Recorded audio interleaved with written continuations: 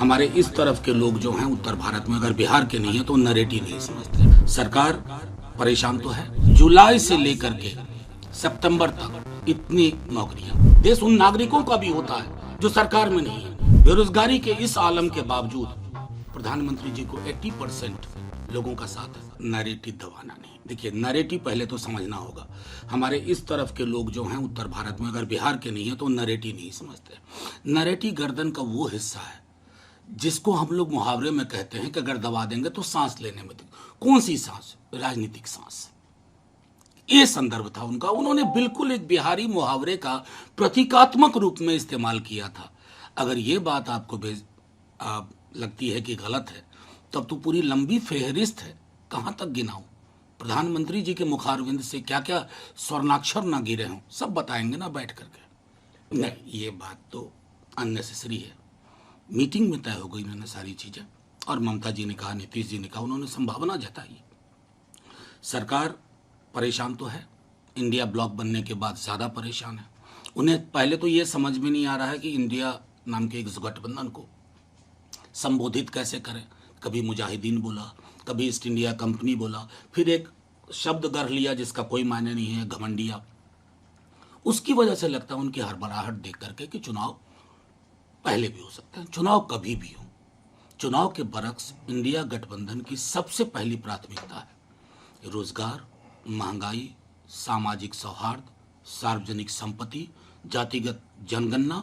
इनके बरक्स एक ब्लूप्रिंट। हम रोजगार की बात करेंगे तो ये नहीं बोलेंगे प्रधानमंत्री जी की तरह 2 करोड़। ये कहा जाएगा कि जुलाई से लेकर के सितंबर तक इतनी नौकरियां इन हलकों में।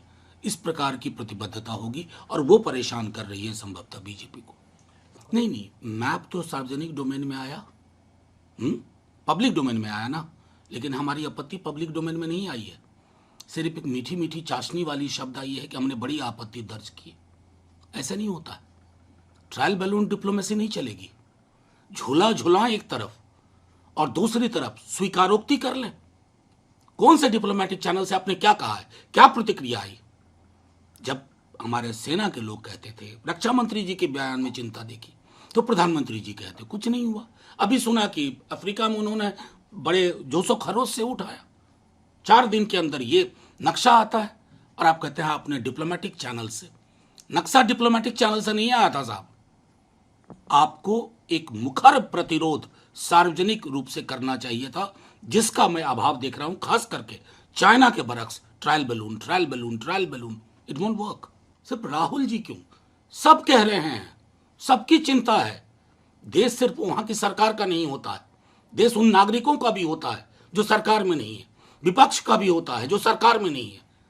देश के लिए ना बोले, सरकार के ऑर्केस्ट्रा में शामिल हो जाए। क्या यही हमारी प्रतिबद्धता है भारत माता के लिए?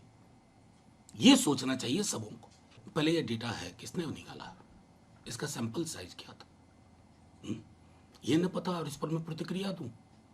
ऐसे तो बहुत सारे सर्वे होते हैं। अब संघ की नागपुर की शाखा में जाके सर्वे करिएगा तो क्या रिजल्ट आएगा? और अगर इतनी मारा मारी हाहाकार बेरोजगारी के इस आलम के बावजूद प्रधानमंत्री जी को 80% लोगों का साथ है, मैं उनको मुबारकबाद देता हूं। कुछ मत करिए, घर में बैठे रहिए, आप चुनाव जीतने जा रहे हैं।